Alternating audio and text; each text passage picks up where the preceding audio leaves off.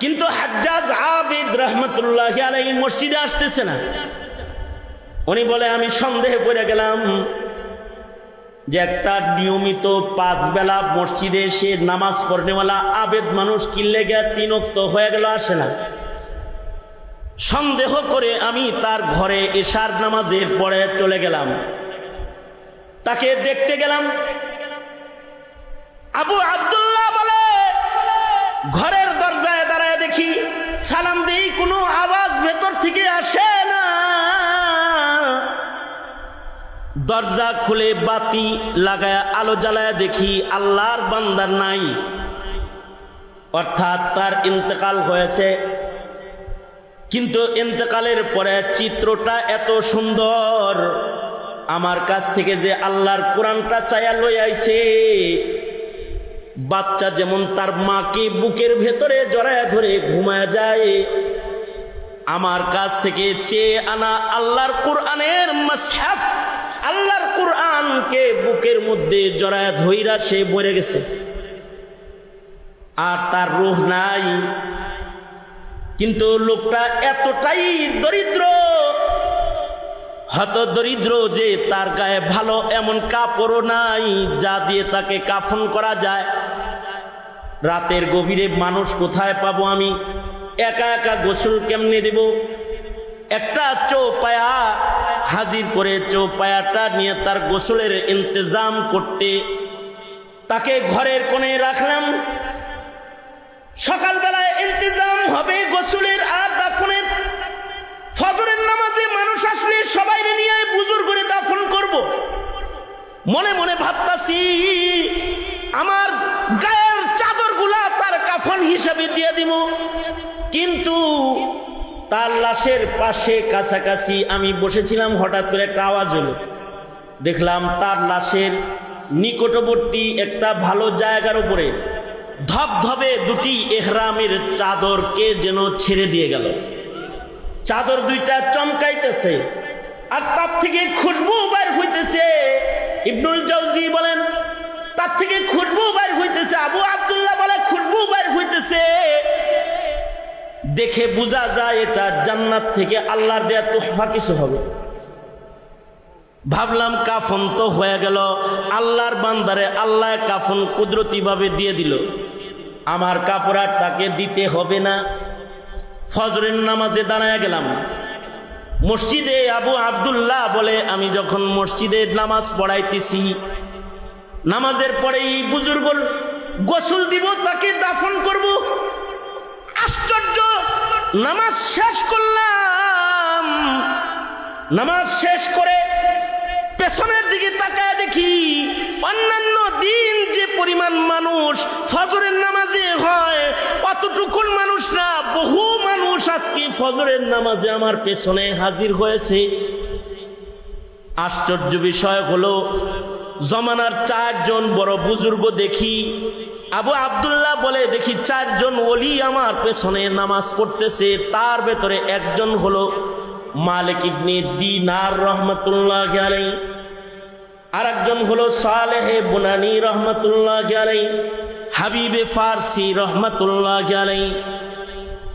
এরকম আরো এক বুজুর্গ সহকারে মুররি রহমতুল্লাহ আলাইহি, 4 বড় বুজুর্গ আমার পিছনে নামাজ পড়তেছে।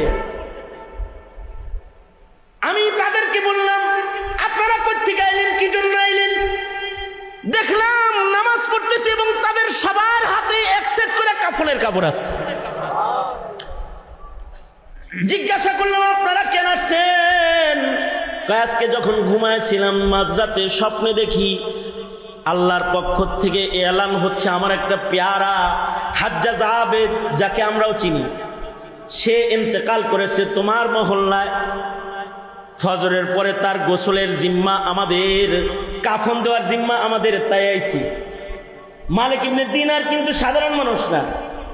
মালিক ইবনে দিনারও ইবাদত করতে করতে এত উঁচু পায়া যে একদিন নৌকাওয়ালা ওনাকে বেয়াজ্জতি করছে, আর উনি আল্লাহ দিরহাম দাও, বেয়াজ্জতি করলো আমাকে। উনি মুরাকাবার হালতে ছিলেন, পকেটে হাতায় টাকা পায় না। নৌকাওয়ালা মনে করছে টাকা ছাড়া জাহাজে উঠছে, ঘাড়ে ধাক্কা দিছে, আর উনি কয় আল্লাহ দিনার দেন। তো ফরিদুদ্দিন আত্তার রহমাতুল্লাহ আলাইহি উনি বলেন যে পানির নিচ থেকে মাছ দিনার ঠোঁটে লইয়া পানির উপরে উঠছে, বলে মালিক না ওই যে অনেক দিনার আইছে। উনি এক দিনার নিয়ে বাড়া দিয়া বাকি মাছগুলারে কয় আমার হাজত পুরা হয়ে গেছে জাগা। বলা হয় এ কারণেই উনাকে মালিক ইবনে দিনার বলা হয় যে ওনার দিনার চাইলে মাছে দিনার লয়ে আইছে। আমাদের লেগে যদি মাছে আনতো দিনার তো 1 টাকা ভাড়া দিয়া বাকিগুলার বলে এই যে আমারে দিয়ে যায়, মাছের কাছ থেকে রাইখা দিতাম। এই মালিক ইবনে দিনার ওই জানাজায় আছেন, ফজরের নামাজে আছেন। ইবনুল জাওজি ওনার কিতাবে লিখেছেন মালিক ইবনে দিনার নামাজ শেষে তাকে বললেন, এ আবু আব্দুল্লাহ, এই হাজ্জাজ আবেদ সে কোথায়? এই আলেম না কিন্তু, সাধারণ গ্রামের পাবলিক একজন আবেদ।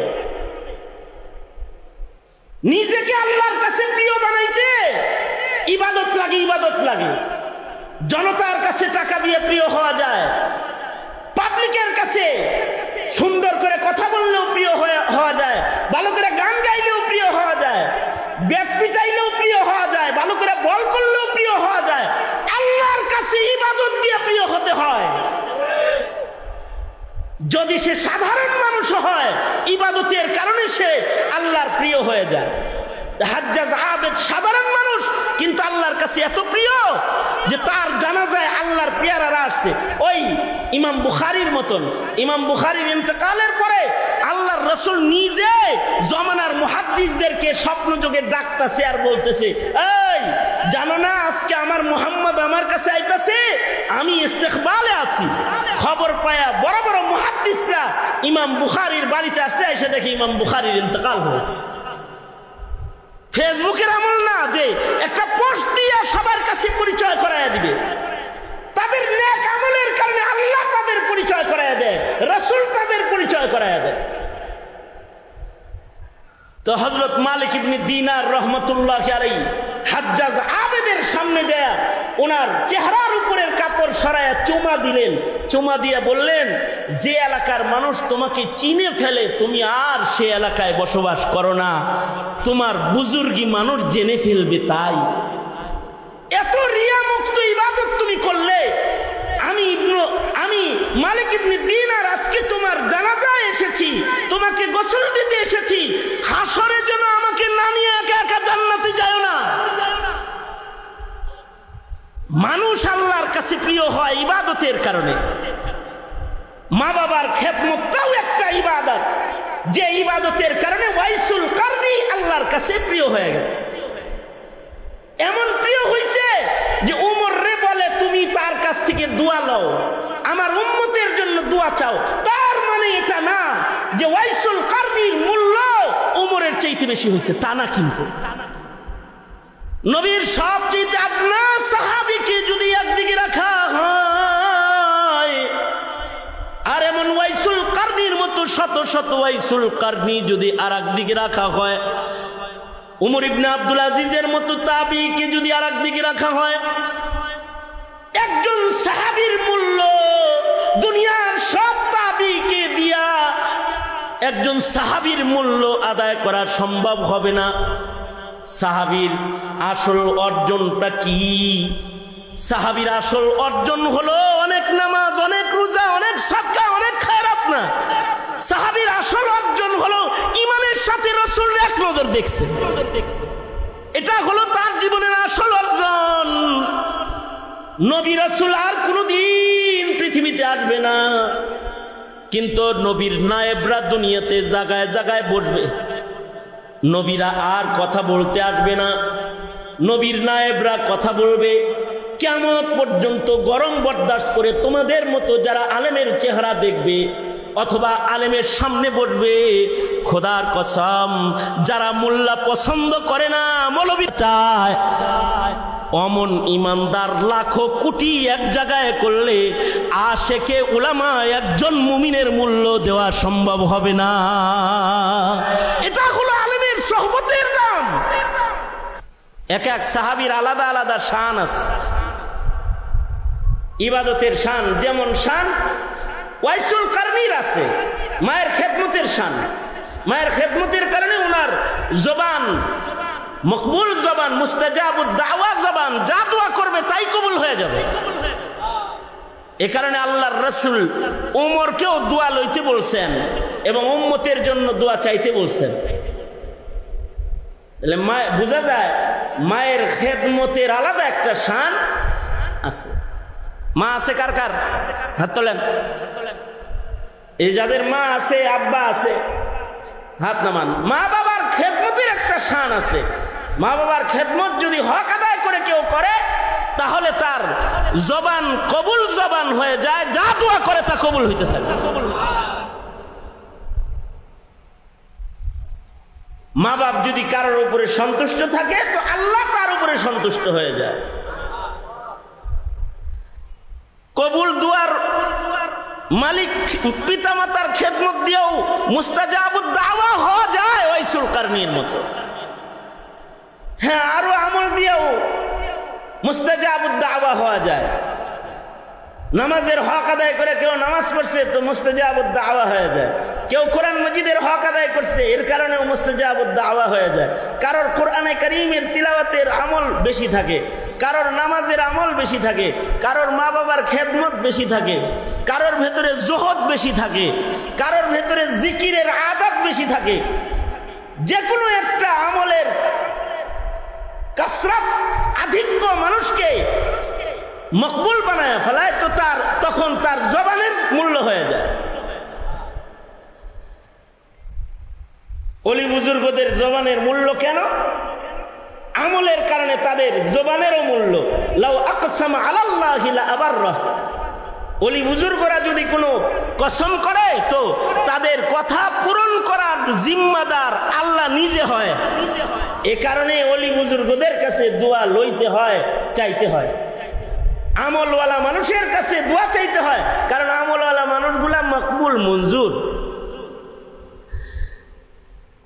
উম্মতের এমন কিছু মানুষ আছে যা চায়, মুখ দিয়ে যা বাইর করে তাই আল্লাহ তাআলা পূরণ করে ফেলায়।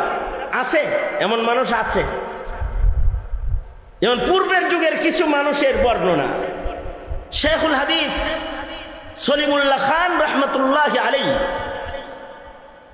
উনি ওনার কিতাব মাজালিসুল ইলমি ওয়াজ যিকির এর ভেতরে একটা ঘটনা বলছেন ওই জমানার এক বুজুর্গের, যে ওই এক জমানার বুজুর্গ অনেক বড় আলেম না, কিন্তু আবেদ বড়।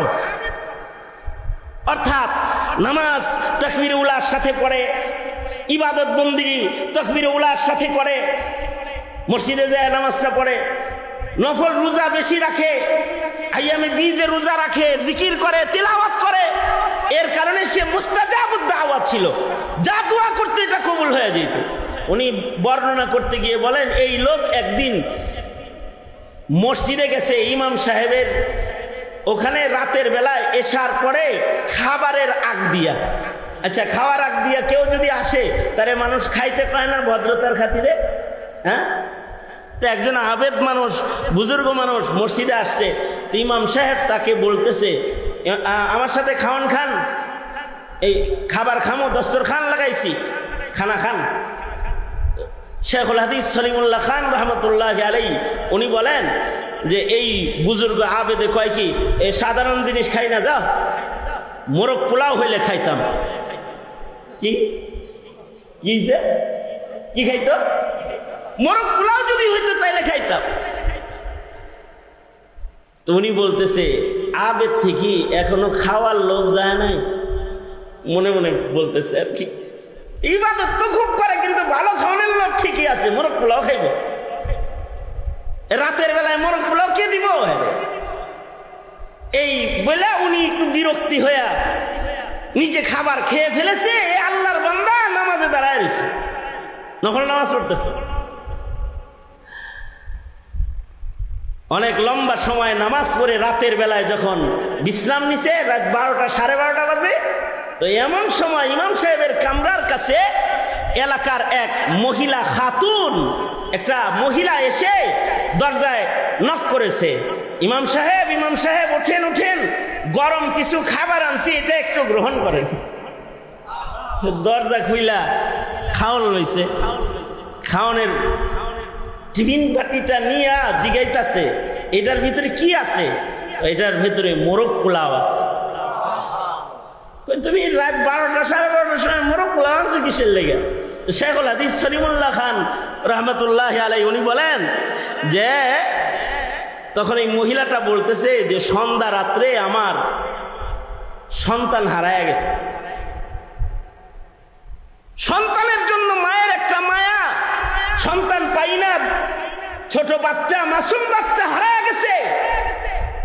তো আমি দরিদ্র মানুষ মান্নত মানছি যে আল্লাহ আমার বাড়িতে একটা মোরগ আছে, তুমি যদি আমার সন্তানটাকে আমাকে ফিরায় দাও তো আমি মোরগ পোলাও রান্না করে আলেমে দ্বীন এবং মুসাফিরদের মেহমানদারি করব।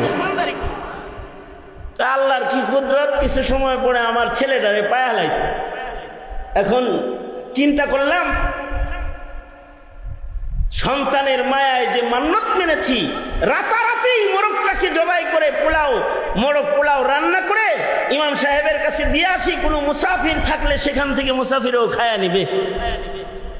ইমাম সাহেব কয়, খাতুন তুমি তো আসলে আসো নাই, তোমাকে আল্লাহ তাআলা কোনো কারণে মোরগ পোলাও রান্না করায় এখানে এনেছে, কারণ এমন একজন আবেদ মুসাফির এখানে আছে যার মুখ দিয়ে মোরগ পোলাও খাবে, এটা বের হইছে। যাও। মহিলা চলে গেছে। তো ইমাম সাহেব মোরগ পোলার টিফিন বাটি নিয়ে যায়, ডাকে, হ্যাঁ বুজুর্গ ওড়েন ওড়েন, আমনের খাওয়ান আইছে, এবার খান। আসল কথা হলো আল্লাহর কিছু পেয়ারা বান্দা এমন হয়ে যায়, তারা যদি কিছু আল্লাহর কাছে চায়, তারা যদি আল্লাহর কাছে কোনো দোয়া করে তো তাদের দোয়া আল্লাহ তাআলা কবুল করে নেয়। তাদের মুখে যদি কোনো শব্দ উচ্চারণ হয়, তাদের কসম পূরণ করার জিম্মা আসমানের মালিক আল্লাহ তাআলা গ্রহণ করে। এটা ইবাদতের শান যাদের হয় তাদের এরকম হয়। আমাদের কিন্তু এখন ইস্তিসকা পড়লেও বৃষ্টি হয় না। আমরা মুখে অনেক কিছু বলি কিন্তু আমাদের কথা পূরণ হয় না। কেমন যেন আমাদের দোয়া পূরণ হয় না, দোয়া কবুল হয় না, দোয়ার জাযা আমরা দেখতে পাই না, কারণ আমাদের আমলি জিন্দেগির হালাত বেশি ভালো না। যতটুকুন ভালো হইলে মুখের কথার দাম হয়, অতটুকুন ঈমান আমল আমাদের হয় না, অতটুকুন হক আদায় করে কোনো ইবাদতই আমরা করতে যেন পারি না। এই যুগের মুসলমান হক আদায় করে ইউটিউব আর ফেসবুক যত চালাইতে আর অত হক আদায় করে নামাজও পড়তে পারে না। আর যত সুন্দর করে আড্ডা দিতে পারে, প্রেম দিবস পালন করতে পারে, প্রেমিকার হক আদায় করতে পারে, অত সুন্দর করে মায়ের হক আদায় করতে পারে না। বাবার হক আদায় করতে অতটুকুন পারে না। নাস্তিক নেতার হক যতটুকুন আদায় করতে পারে, বাবার হক অতটুকুন আদায় করতে পারে না, নবীর হক অতটুকুন আদায় করতে পারে না। সঙ্গত কারণে হাউকাউ তো অনেক হয়, মুখ দিয়া দোয়াও অনেক হয়, দোয়াগুলো কি হয় না, কবুল হয় না।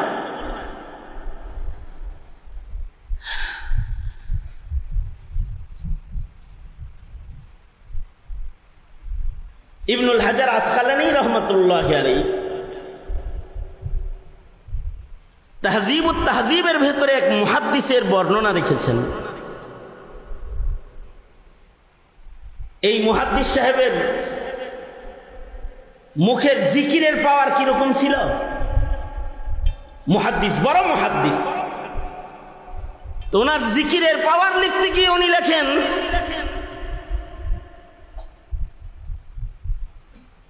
উনি যদি চলতি পথে, এই কার বর্ণনা বলতেছি, ইবনুল হাজার আসকালানীর বর্ণনা বলতেছি। ইবনুল হাজার আসকালানী শারিহুল বুখারী, ফাতহুল বারী যিনি লিখেছেন, ইবনুল হাজার আসকালানী উনি এই মুহাদ্দিসের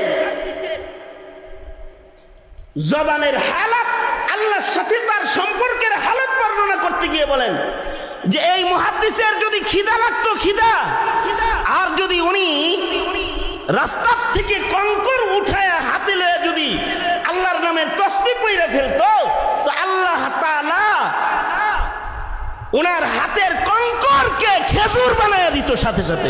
তারপর উনি খাইতো, ওনার ক্ষুধা মিটে যেত। হ্যাঁ,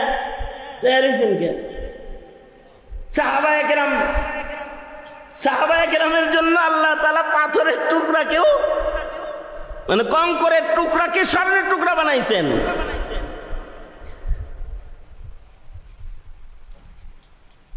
চাক্কি ঘুরাইছে, অটোমেটিক আটা বাইর করছেন। কে বাইর করছেন? আল্লাহ তাআলা বাইর করছেন। এই বুজুর্গ হইল, উনি যদি কঙ্কর হাতে লইতেন, তে ওই কঙ্করটাকে আল্লাহ তাআলা খাওয়ার জন্য খেজুর বানায় দিতেন। সাহাবীদের জীবনে এমনটি আছে, যেমন হযরত আবু হুরায়রা রাদিয়াল্লাহু আনহু, তিনি 2 যুগ পর্যন্ত, হযরত উসমানের শাহাদাত পর্যন্ত কুদরতি খেজুর খাইছেন। কোনো দিন খাবারের কষ্ট ওনার করতে হয় নাই, কারোর কাছে সোয়াল করে কিছু খাইতেও হয় নাই। খিদা লাগলে আল্লাহর রাসূল কিছু খেজুর হাদিয়া দিছিল, যেটা একটি থলের ভেতরে তিনি কোমরে রেখেছেন। হযরত উসমানের যুগ পর্যন্ত উনি খিদা লাগলেই কোমর থেকে খেজুর বাইর করে খাইতেন, আবার রাখতেন, খেজুর দিয়ে আবার থলে ভরপুর হয়ে যেত। মেহমান আসলে খাওয়াইতেন, নিজে খাইতেন, আবার কোমরে রাখতেন, আবার খেজুর দিয়ে এটা কুদরতি ভাবে ভরে যেত। হযরত উসমান যেদিন শাহাদাত বরণ করেছেন, ওই দিন মানুষের ভিড়ে ওনার ওই থলেটা হারায় গেছে। তো তখন তিনি মদিনার অলিতে গলিতে ঘুরছেন, কানছেন আর বলছেন, লিন্নাসি গাম্মুন ওয়ালি গাম্মান, লিন্নাসি গাম্মুন ওয়ালি গাম্মান, ফাকদুল জিরাব ওয়া কাতলু শাইখি উসমান। মদিনায় ঘুরেছেন, কেঁদেছেন আর বলেছেন, মদিনাবাসী, তোমাদের দুশ্চিন্তা একটা, যে তোমাদের খলিফা হারায় গেছে, ওসমানের ওফাত হয়ে গেছে।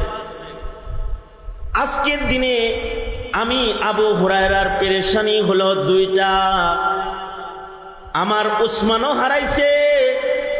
ওই থলে, যে থলের থেকে এ যাবৎ পর্যন্ত নবীর হাতের থলে, যার থেকে আমি খেজুর খাতাম, ক্ষুধা লাগলে খেজুর খাইতাম, আবার এটা কুদরতি ভাবে খেজুর দিয়ে বইরা যেত, মানুষে খাওয়াইতাম।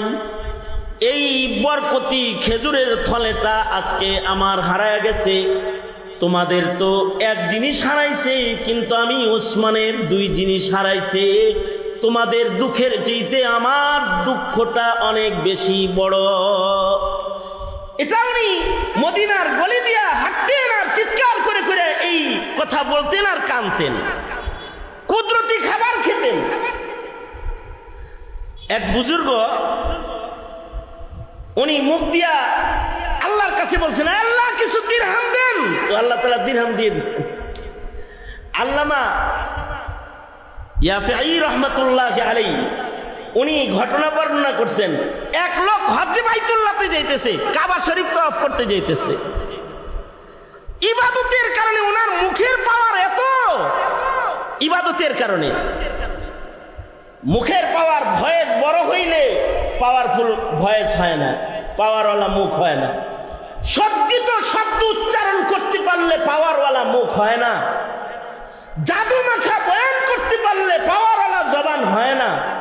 কিছু কিছু মানুষ আছে, খালিদ সাইফুল্লাহ ইউবির মতো সাজিয়ে গুজিয়ে কথা বলতে পারে না, হাসান উসামার মতো সুন্দর করে বলতে পারে না, আরিফ বিন হাবিবের মতো ভালো করে সুন্দর করে কথা বলতে পারে না, কিন্তু তার মুখের পাওয়ার এত যে সে মুখ দিয়ে তার অগুচ্ছালো শব্দ উচ্চারণের মাধ্যমে রবের কাছে কিছু চাইলে রব তাকে ওটা দিয়ে দেয়। আছে কিছু মানুষ এমন।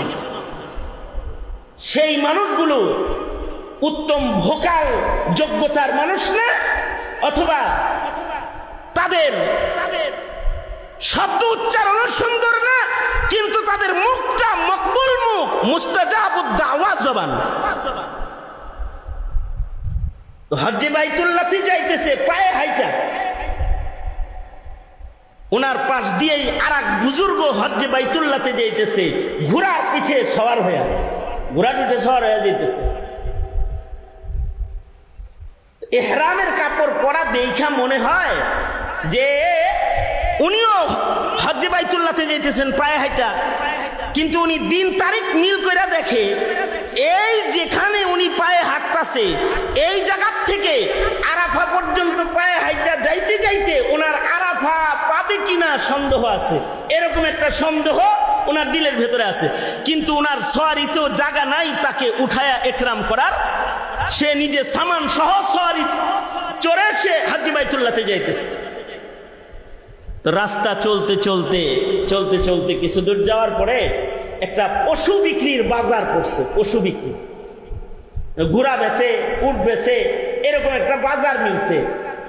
এই বাজারের কাছে যখন অতিক্রম করতেছে তখন উনি চিন্তা করলেন, পাইছি রে, এইখানে দাঁড়াই, ওই আল্লাহর বান্দা আসুক, তাকে কিছু টাকা হাদিয়া দিব, সে যেন একটা ঘোড়া কিনা যায়, তাহলে আরাফাটা পেয়ে যাবে। আমি নয় হজের সফরে খাবারে একটু কষ্টও করলাম, একটা মানুষের হস্ত হয়ে যাবে।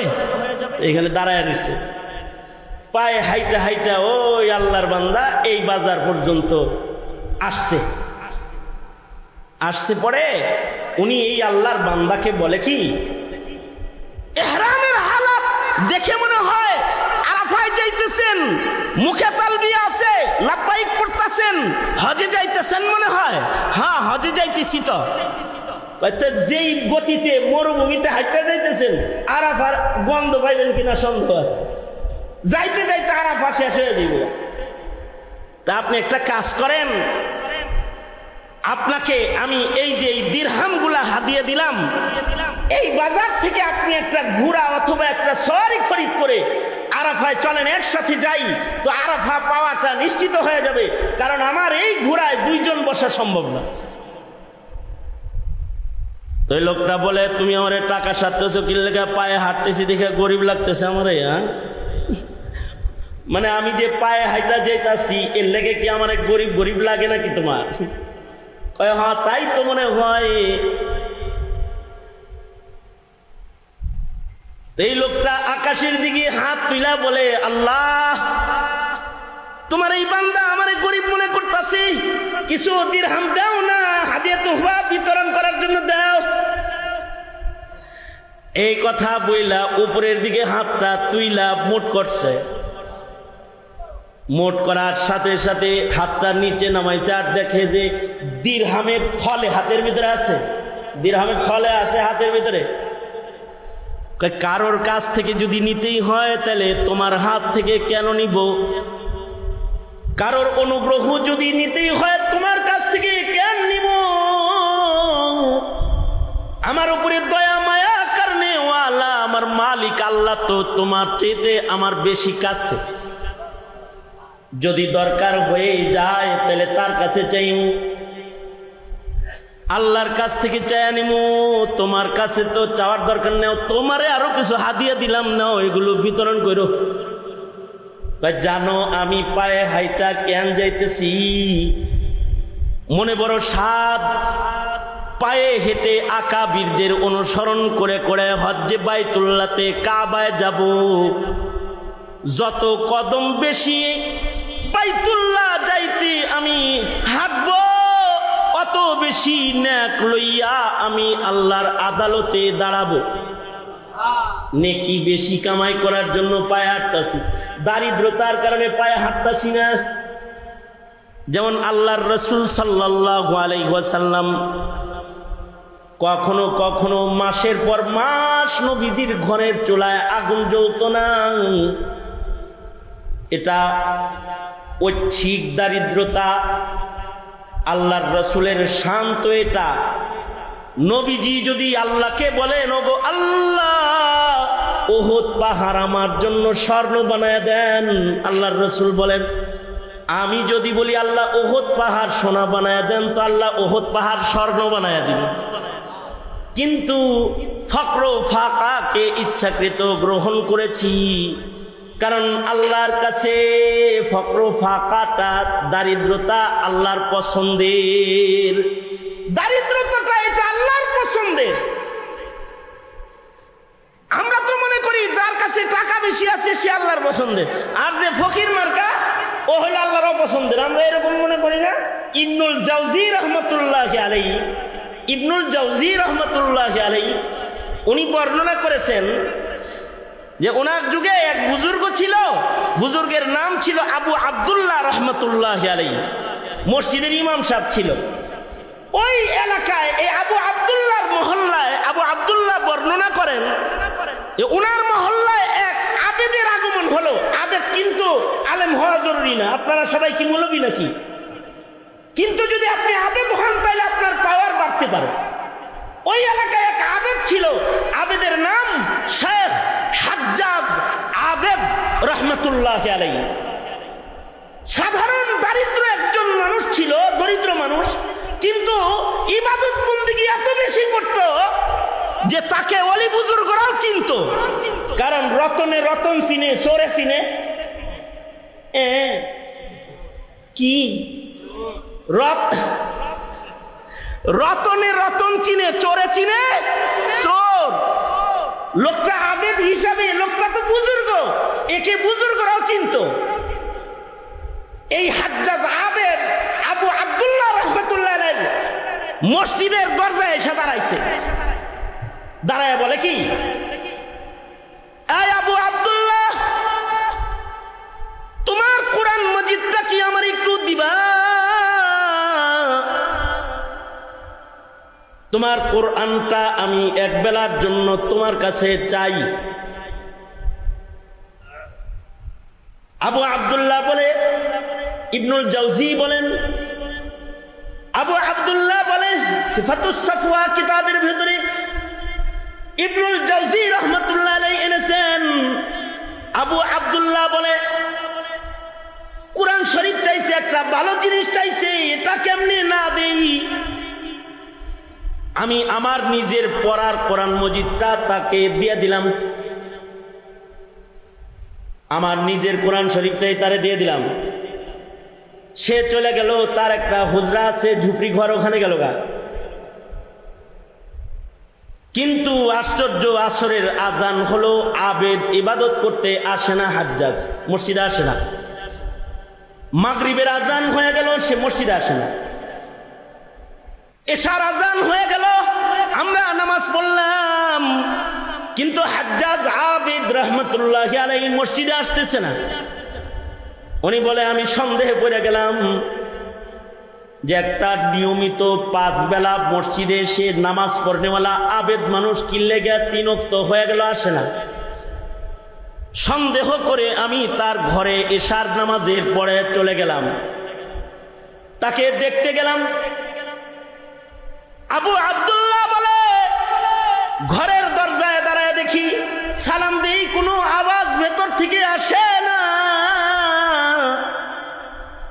দরজা খুলে বাতি লাগায় আলো জ্বালায় দেখি আল্লাহর বান্দার নাই, অর্থাৎ তার ইন্তেকাল হয়েছে।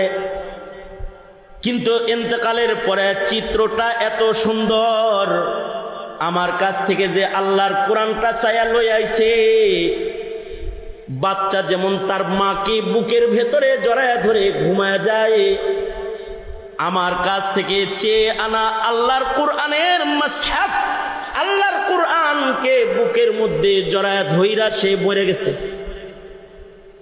আর তার রূহ নাই।